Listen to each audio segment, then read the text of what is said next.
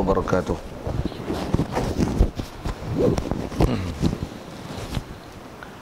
Alhamdulillahirabbil alamin.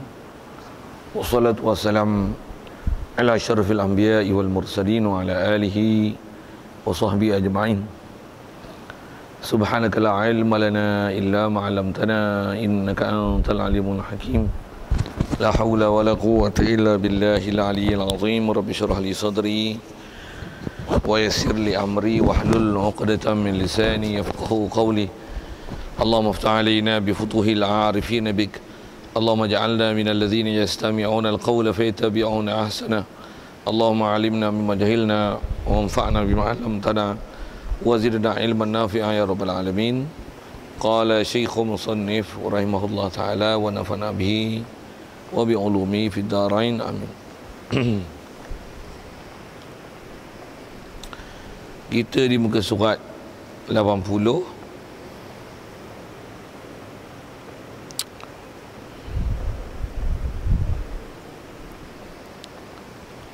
Ya, 80, betul.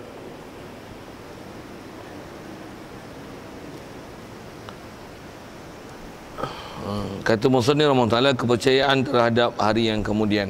Pertama, soal 2 daripada malaikat Munkar Nakir pada mereka yang mati.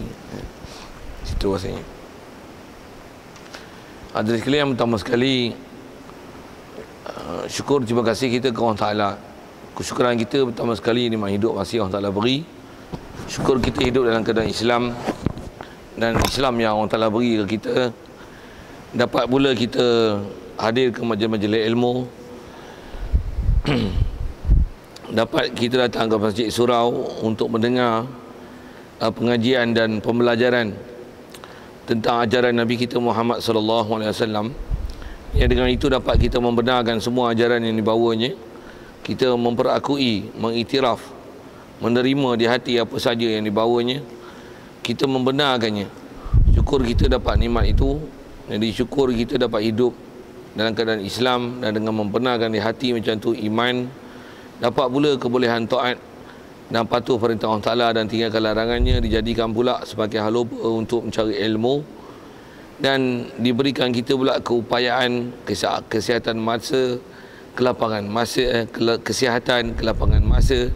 Yang berapa ramai orang yang kadang-kadang ada kesihatan, tak ada lapangan masa. Kadang-kadang dua-dua ada tapi tak boleh nak datang ke Masjid Surau.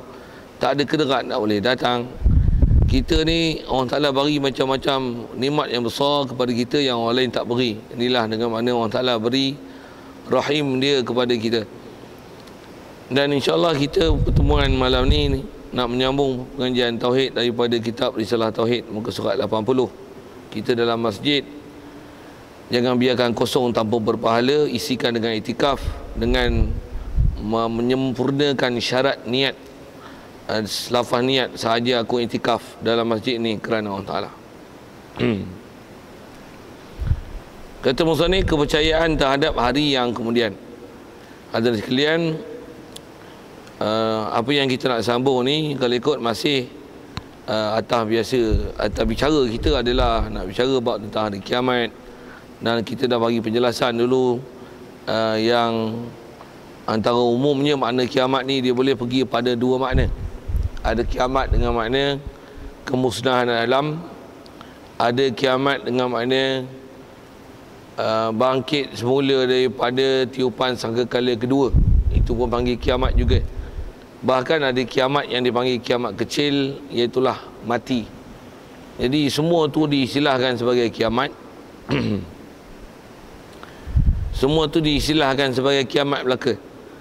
Pasal dia perkara yang berkaitan dengan peristiwa ghaib, yang istilahnya sam'iyat, yang termasuk dalam istilah kiamat ni apa-apa sam'iyat yang dikhabarkan oleh Nabi SAW. Lebih-lebih lagi perkara yang berkaitan dengan akan datang. Akan datang tu yang terdekat kita nak jumpa ni. Yang ni lah dia nak sebut tentang masalah mati. Begitu juga masalah malaikat, masalah kubur, azab dan nikmat yang ada dalamnya dan sebagainya. Begitu jugalah segala perkara yang berlaku selepas pada tiupan sangkakala yang kedua nanti. Baik, yang lepas kita dah bicara bab kiamat adalah kiamat dengan makna yang pertama dengan saya guna bahasa itu, Kiamat makna pertama dengan makna kiamat dengan makna kemusnahan alam. Itu pun kiamat juga. Memang warid dengan lafaz syarak datang, itulah makna kiamah. Itulah makna diartikan kiamah, dan dia ada bahasa-bahasa dia macam-macam. Begitulah juga makna kiamat yang kita nak bicara ni ialah kiamat dengan makna yang kedua. Jadi makna yang kedua kalau ikut yang asal kita bicara dulu adalah kiamat dengan makna bangkitkan semula selepas daripada ditiupkan sangka kala yang kedua. Itu adalah kiamat dengan makna kedua, yang juga istilah ni dia panggil kiamat. Yang kita nak sambung ni yang dilaksanakan 1, 2, yang nombor 1 dan nombor 2 tu adalah istilah setengah kitab diistilahkan sebagai kiamat sughra. Maksudnya kiamat yang sebelum daripada tiup sangka, kiamat sebelum daripada tiup sangkakala pertama, dan kiamat sebelum daripada bangkit semula daripada kubur dengan ditiup sangkakala kedua. Jadi ada kiamat yang dipanggil kiamat kecil, kiamat sughra. Apa dia? Itulah kiamat dengan makna mati. Itu pun kalau istilah ulama, ada ulama membahasakan mati adalah kiamat kita yang terdekat. Jadi insya-Allah kita nak bicara tu adalah tentang kiamat kecil ni. Jadi yang pertama dan yang kedua ni saya sebut tentulah kepercayaan terhadap hari kiamat. Jadi pertama di antara termasuk hari kiamat, walaupun kita pernah sentuh sekali lalu dengan kasarnya yang kata ada istilah kiamat dengan makna pertama, tiupan sangkakala pertama, ada kiamat sangkakala kedua. Yang ni dia sebut umumnya yang ni termasuk dalam makna kiamat pertama. Apa dia? Itulah adanya soal dua daripada malaikat, namanya Munkar dan Nakir. Soal-soal pada mereka yang mati. Jadi asal yang sebut ialah antara wajib beriman dengan hari kiamat adalah adanya soalan daripada malaikat Munkar Nakir. Siap. Itu fakta besar yang rasanya kita bukan sekali pernah dengar. Kalau tak pernah dengar pun dengarlah. Pasal wajib beriman perkara ni termasuk dalam jumlah ataupun perkara-perkara himpunan yang wajib diiktikad dalam istilah beriman dengan hari kiamat. Satu, siapa-siapa yang mengingkari umum kiamat pada dasarnya dan mengingkari kiamat dengan segala huraian dan perinciannya, yang benda tu pula istilahnya maklum fiddin bid-darurah, benda tu pula istilahnya telah diijma' oleh ulama ahli sunnah wal jamaah. Siapa-siapa saja mengingkarinya adalah kufur murtad wajib syahadah lain. Satu kena ambil perhatian sangat dalam bab-bab ni. Saja nak guna bahasa gitu pasal apa? Pasal zaman sekarang macam-macam perkara. Khususnya nanti kita tengok sampai satu tempat mana yang keliling kita tengok ada orang yang duk masalah. Yang ni yang kita nak lihat, kata ada orang masalah rupanya bab kiamat ni. Okey. Yang terdekat tuan-tuan adalah tentang masalah yang disebut sedara ini, dua malaikat ada soal. Itulah nama Munkar Nakir. Jadi faham tu ada kubur ada alam kubur. Jadi kalau dengan bahasa lain setengah kitab dia tak terus pada dua soal daripada malaikat Munkar Nakir itu, tapi ayat pertama disebut dalam bab kiamat ni adalah beriman kepada mati. Itu ialah kiamat. Beriman dengan datangnya mati adalah beriman kiamat tu namanya. Siapa yang beriman dengan kita mati ada alam barzah, ada soal Munkar Nakir dalam alam barzah, ada nikmat dan azab dalam alam barzah, yang istilahnya juga kiamat kecil pasal dia proses yang realiti yang sebenarnya yang kekal abadinya adalah terlepas tiup sangkakala yang kedua tu. Tapi yang terdekat adalah dengan tiup sangkakala yang pertama. Begitu juga yang lebih terdekat dengan kita lagi adalah mati. Jadi mati ialah kiamat yang paling dekat. Siap? Satu. Kemudian bila dah mati, maksudnya apa-apa perkara yang berkaitan dengan mati wajib diiktikad. Apa dia? Mati mesti cabut nyawa daripada roh. Jadi maksudnya kita ada roh, ada jasad, ada roh. Roh memang ada. Dan roh termasuk dalam perkara-perkara yang kita tak dibenarkan membicara hakikat roh. Macam mana kita tak dibicarakan, tak dibenarkan untuk bicara. Kita tak dibenarkan untuk membicara hakikat Tuhan. Kita tak dibenarkan juga membicara hakikat roh. walaupun yakin roh ada, walaupun kita tak pernah nampak roh. Dari segi membicarakan apakah dia roh dan bagaimana rupa roh, di manakah lokasi roh, kita dilarang bicara dengannya. Bahkan datang ayat Quran yang menyebut tentang pernyataan ini. Ayat yang umum disebut ialah yas'alunaka 'anil ruh qulir ruh min amri rabbi qulir ruh min amri rabbi wa ma utitum minal ilmi illa qalila. Ada orang satu golongan manusia datang pada Rasulullah tanya tentang roh. Mereka tanya, apa roh? Allah Ta'ala perintah, Rasulullah jawab, ar-ruh min amri rabbi, urusan Tuhanku. Wa ma utitum minal ilmi illa qalila, tidak ada diberikan pengetahuan dengan kamu melainkan sedikit. Huraian ulama tafsir kata, apa maksud yang tak dibenarkan tu? Yang kita ni hanya diberi maklumat sedikit. Istilah sedikit tu adalah dengan mana tak diberikan realiti, apakah hakikatnya. Hakikat tu dengan mana roh tu benda, apa dia realitinya, rupanya, apakah lokasinya, di manakah lokasinya. Satu masuk kata pertanyaan bab roh yang kita tak dibenarkan bertanya dan tak pernah bahas kerana tak pernah datang warid, dan nisbah Allah sendiri merahsiakan perkara tersebut daripada kita. Macam mana dia merahsiakan zat dia daripada kita? Cuma rahsianya zat Allah Ta'ala, dia mukhalafah lil hawadis. Ruh dia tetap makhluk. Sikit bab tu. Asal nak bicaranya adalah antara beriman dengan mati itu beriman dengan kiamat, beriman dengan mati. Jadi siapa-siapa tak beriman dengan mati salah. Sikit lagi sebut masalah beriman lagi ni. Tak beriman iman. Kemudian bila dah beriman, dia bukan kena istilahnya takut dan melarikan diri. Tidak. Macam mana kita beriman dengan Allah. Kalau kata takut dengan Allah bukan hanya melarikan diri pada orang salah. Kalau pilah guna bahasa takut tu, takutlah kita hari kiamat, takutlah kita dengan siksa kubur, takutlah kita dengar malaikat mungkar nakir, takutlah kita. Baik, apa maksud takut dengan orang salah? Bagi faham elok. Oh, pasal kadang-kadang kita duk takutlah kiamat, tapi takut benda kalau tak sembahyang. Itu bukan takut, itu bodoh namanya. Pergi bahasa itu. Dia takut tu takut istilah takut moral. Saya nak guna bahasa moral tu pasal takut kiamat ni orang kafir yang takut kiamat. Kita pun takut kiamat, cuma dia takut kiamat tahu mana? Takut nanti dia mati, takut dia susah, takut dia menderita, takut kebinasaan anak, isteri, orang yang dikasih. Kita takut kiamat ni takut kita akan dibangkitkan, dinilai satu persatu, dan kita bila disemak tengok ada benda yang cuai kat kita. Hak tu yang kita takut. Bagi betul syarahan takut itu. Takut tu kena bagi betul. Takut ke orang Ta'ala maksudnya apa? Bukan takut sampai tak sembahyang. Sikit buah pi bahasa itu. Takut bukan macam tu. Takut maksudnya dengan takut tu sembahyang. Sembahyang pun macam mana sembahyang?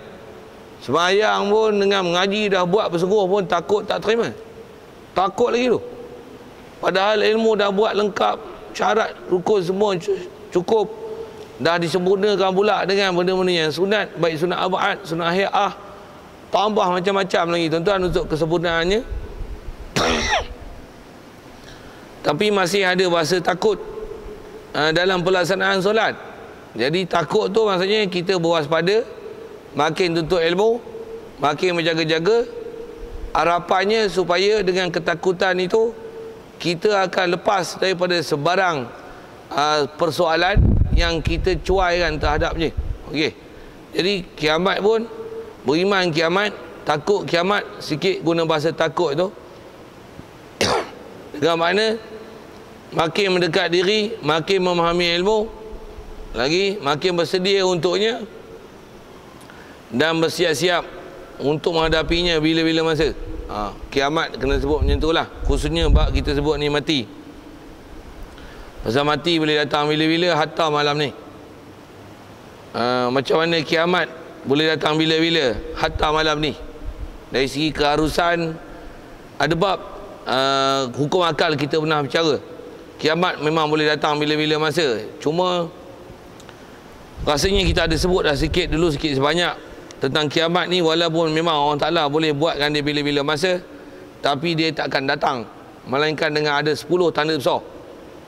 Walaupun ada kenyataan-kenyataan daripada ahli apa-apa nama astrologi, meteorologi, meteorologi, apologi, ni tentu ada yang jenis kaji alam lah, kaji cuaca, kaji cakrawala ni. Dia kata bulan Disember ni akan ada 3 hari gelap without sun. NASA telah mengeluarkan fakta macam mana dia bagi amaran ada puting beliung, taufan akan berlaku di Malaysia bila-bila masa dalam tempoh dia kata 36 jam hari tu. Tuan-tuan tak tahu sudah dengar saya khabar. Puting beliung betul tuan berlaku kat kita. Tapi itu jangkaan kiraan demo lah. Tang puting beliung tak apa, pasal memang boleh berlaku anytime, anywhere, everywhere, somewhere, dengan sebab musabab apa keharusan boleh berlaku. Pula tu dia tak memustahilkan berlaku. Ada pun kiamat, apatah lagi dengan timbul matahari belah barat. Nak berlaku hari itu kalau dengan hanya berpandukan kenyataan daripada NASA ataupun bopi kepala Perdana Menteri ke, Tok Wali mana tak tahu, duk sebut kata nak kiamat dalam bulan Disember ni matahari akan terbit belah barat. Jawab gini bodoh buah bodoh satu. Silap kafir awak kafir tak? Hang tak beriman ke nak berlaku matahari terbit belah barat ni dia mesti berlaku selepas Nabi Isa turun? Hang tak beriman dengan Nabi Isa? Hang tak beriman ke tentang datangnya Nabi Isa? Yang Nabi Isa datang mesti selepas dia bunuh Dajjal. Selepas Dajjal datang, dan dia datang tu untuk bunuh Dajjal. Lepas tu nanti dia akan hidup, dia akan ada isteri, dia akan ada anak. Lepas dia perintah umat Islam lebih kurang umur 7 tahun esok baru sedikit demi sedikit lepas tu nanti kewafatan Nabi Isa diselangi dengan satu peristiwa yang besar dan menggemparkan alam pada masa itu.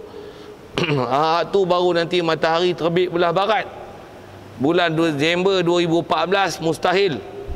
Siapa yang iktikad Disember ni akan berlaku matahari terbit belah barat, ada orang nak bagi hurai macam tu, bahkan iman macam tu kafir buah kafir kafir ni, kafir korang ni bagus kafir korang dalam konteks mengenal hitam putih, supaya jangan silap dengan apa iktikad yang datang dalam syarak. Jangan iktikad menyalahi dengan apa iktikad syarak.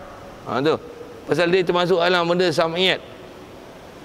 Sam'iyat tu apa? Perkara ghaib yang Rasulullah khabar ke kita, yang semuanya telah disyarahkan cantik satu oleh ulama. Yang ada benda yang kita dah belajar, yang asal nak sebutnya ialah tentang kata kiamat tu dia memang boleh datang bila-bila masa. Yang sebut tadi malam ni, macam mana pun kiamat tak akan jadi malam ni, kiamat tak akan jadi esok, dan kiamat tak akan jadi bulan Januari bulan Disember 2014, 2020 dah lagi. Berani confirm. Macam mana boleh confirm? Pergi dengar alik kuliah yang dah sebut dulu. Kalau rasa-rasa tak faham nanti tanya lain. Kalau agak malas nak tanya, tunggu nanti jumpa. Tapi jangan tinggal mengaji. Pasal banyak benda nak sebut tu. Nak sebut tak mana ni, macam mana boleh jadi masalah confirm tak confirm tu. Semua ulama dah hitung siap. Walaupun dengan pastinya tarikh tu tidak, tapi jangka masa dengan keberangkalian berlakunya kiamat, dengan proses pertama alat kiamat besar, dengan nak jadi satu persatu, dia tak akan berlaku melainkan tempoh dia lebih kurang. Kalau habis-habis tidak pun masa yang selalu angka disebut adalah 10 tahun. Imam Mahdi dengan nak kiamat 10 tahun. Tapi wafatnya Nabi Isa dengan nak kiamat tak sampai 2 tahun. Wafatnya Nabi Isa nak kiamat tu saat gedeguk saat habis. Apa nak sebut tu adalah tentang asal sebut ke kiamat. Dekat kita sebut mati mati walaupun tak ada sebab, memang boleh mati, dan tak mustahil benda tu. Kalau mustahil adat. Sikit dengan guna Islam mustahil adat, kita lihat keliling kita berapa ramai orang ada sebab nak mati tapi tak mati, dan berapa orang yang tak ada sebab mati tapi mati. Siap, selesai tu. Macam mana pun nak sebut apa, antara wajib beriman dengan dua malaikat ni, sebelum dua malaikat mati dululah. Wajib beriman ada mati. Siap. Sekali lagi tambah tu. Bila dah beriman dengan mati, asal nak sebut ni takut dengan mati. Takut tahu mana? Bukan takut tu, takutlah tengok orang mati, takutlah nak ziarah nanti ada orang mati. Kalau takut tu pasal apa? Takutlah nanti pergi tengok dia. Kita. Tu takut bodoh. Itu takut salah itikad dah tu. Ada pula orang nak mati, kita pergi ziarah dia, kita nanti tidur tak lena pasal tengok orang mati. Ya Allah, bangang ya. Bangang kena buh tak? Pasal apa? Tak diajar dalam itikad beriman dengan mati macam tu. Bukan maksud dia macam tu. Takut dengan mati ni maksudnya kita khawatir. Tu maksud takut mati tu. Khawatir kita tak bersedia, dan khawatir kita ada cuai. Khawatir kita mati dalam keadaan ada benda yang tak beres dalam kehidupan kita, untuk kita mati. Pasal bila mati dalam keadaan yang tak sempurna, apatah lagi yang istilahnya menafikan iman, na'udzubillah min zalik. Tu nama su'ul khatimah, gila punya. Mati masuk neraka kekal abadi, tak ada excuse. Tu kita takut. Jadi takut tu bukan takut, takutlah orang mati, tak maulah mati lagi, tak maulah mati lagi. Bukan macam tu. Mati ni takut dengan mana kita kena bersusah payah bersedia dengan dia. Itu maksud. Bersedia apa? Ilmu sedia. Ilmu paling besar ilmu akidah. Okey, ada siapa berani bab Tuhan? Tuan-tuan boleh cerita satu-satu apa yang sepatutnya itikad. Cukup tak cukup lagi? Tak cukup lagi kalau istilah nak berbual cuai Tambahlah umur apa kan? Sorry tuan nak guna bahasa-bahasa itu. Macam mana pun saya nak sebut bersedia. Saya nak sebut bersedia. Saya nak sebut ayat bersedia. Tu saya tanya umur berapa tahun lah? 80. Bopi yang banyak umur lanjut sikit lah. Umur kenal kat nombor orang ni payah sikit. Bubuh nombor yang orang tak kenal tu. Yang nak kenal pun yang dah mati lah tu. Umur 80 ada. Kalau umur ada 80, takkan sejak 15 sampai 80 ni tak biasa pergi belajar bab Tuhan sampai bengong bailah ni tak faham-faham. Takkan tak boleh sedikit pun bagi syarahan, tulis dalam 100 patah perkataan kah? Bercakap dalam setengah jam kah? Apa yang kena itikad, apa yang tak kena itikad, apa yang harus, apa yang mustahil, apa yang wajib, apa yang salah, apa yang mustahil, apa yang jadi kafir tak kafir dalam bab Tuhan, takkan tak kerti. Tak lagi belajar, cuai. Tu mapuh macam mana? Mapuh kamu. Bunyi kelas hulu lah sikit kan. Apa maksudnya? Maksudnya hang takut. Takutlah orang taklah. Hang padah hang takut. Hang cuai. Sikit soal. Rasulullah takut yang mati? Kalau kita belajar bab sejarah Rasulullah nak meninggal, nak wafat, Rasulullah diberi pilih kan, untuk meninggal tu. Rasulullah pilih Rafiqul A'la. Memang itu adalah perkataan akhir yang disebut. Tu anak pernah ada cerita dulu lah, gelai-gelai sikit. Apa perkataan akhir Rasulullah sebut waktu dia nak mati nak wafat tu. Ada sebut ada ummati. Dia bukan yang paling akhir, tapi paling akhir yang Rasulullah sebut ialah Rafiqul A'la. Macam mana pun ummati itu di awakhir, bukan paling akhir. Macam mana pun nak sebut Rasulullah takut nak mati. Tak ada takut sikit pun. Pasal apa tak takut? Dia mana ada cuai. Di sini amanah tabligh batanah. Bersedia untuk mati, dan dia mati pasal apa? Dia pilih mati. Apa makna Rafiq A'la? Maksudnya dia pilih cari, kalau bahasa kita, persahabatan yang paling rapat. Bahasa terjemah gitu lah. Apa maksudnya? Maksudnya dampingan paling hampir lah waktu mati Kalau kita duduk dunia ni, Nabi Rasul sekalipun kalau istilahnya makrifah Allah, istilahnya jauh lagi dengan Allah. Istilah jauh tu maksudnya tak dapat nikmat sempurna dengan dia. Tapi bila mati macam mana? Itulah nikmat sempurna. Baju tak gaduh basuh, berak kencing tak gaduh basuh kan, makan minum tak gaduh suap. Pasal apa? Nikmat semua ada. Baju tak gaduh tukar, tak gaduh beli, tak payah belanja, tak payah tidur bangun, tak payah. Relax tu adalah nikmat yang sempurna.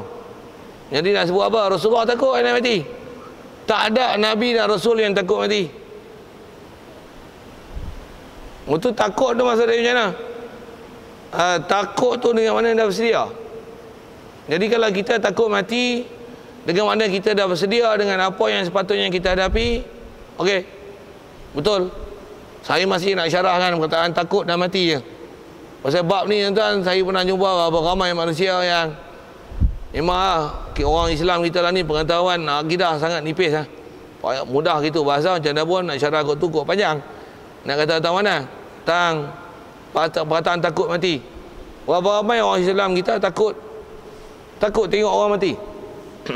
Pergi ziarah takut. Pergi kubur takut. Tak mau lah pergi kubur. Pasal apa? Pasal takut mati. Dan takut khurafat yang dia faham dengan tengok cerita hantu pasal mati. Sagi hantu Cina datang, apa bala saya bubuh macam ni ya. Allah nak bubuh ayat tak elok-elok pun tak elok lah, tak mau doa-doa tu. Suara pun tak apa sedap nak sebut ni. Tu yang duk pegang mic. Nak jerit tak apa tak boleh. Mic kita pun canggih lagi kan. Tu dia sorry sikit lah. Tempat saya pegang ni.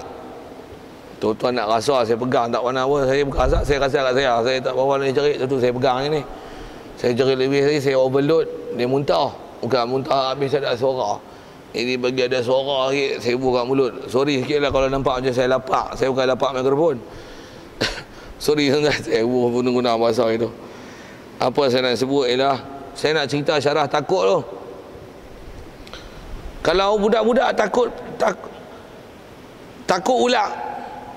Cuma takut dunia ni dia faham lain. Takut dengan bab-bab akhirat, takut dengan bab-bab Allah ni lain tu.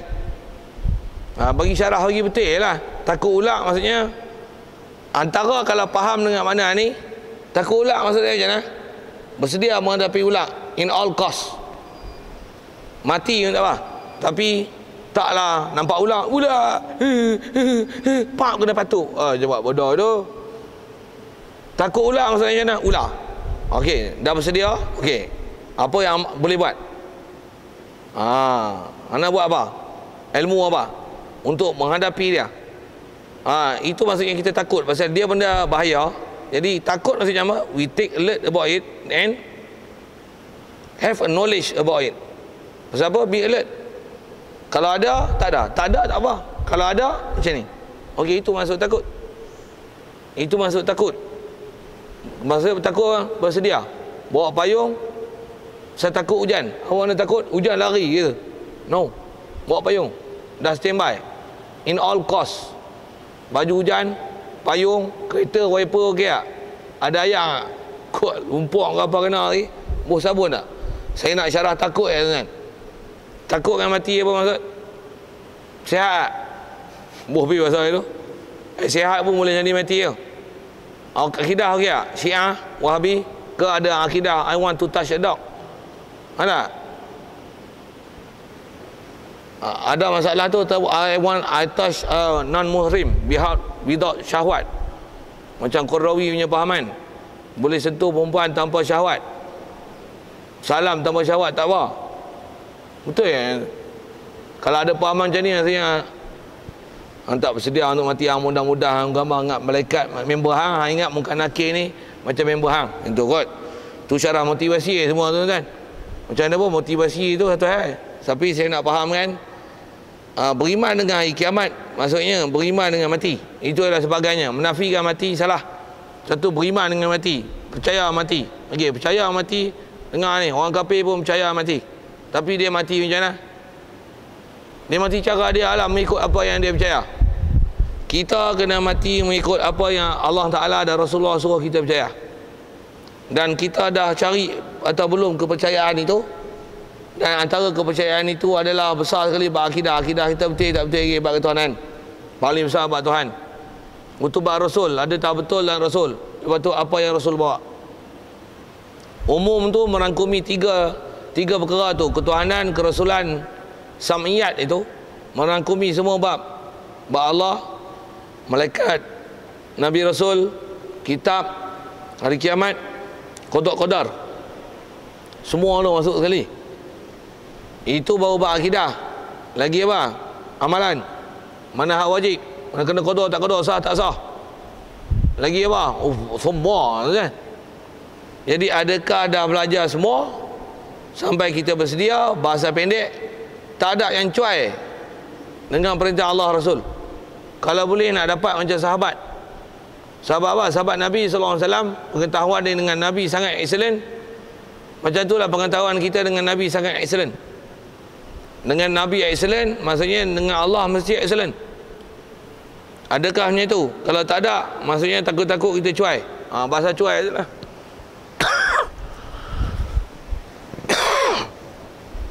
Kalau ada orang tanya kat dia, "Hang takut nak mati?" Tak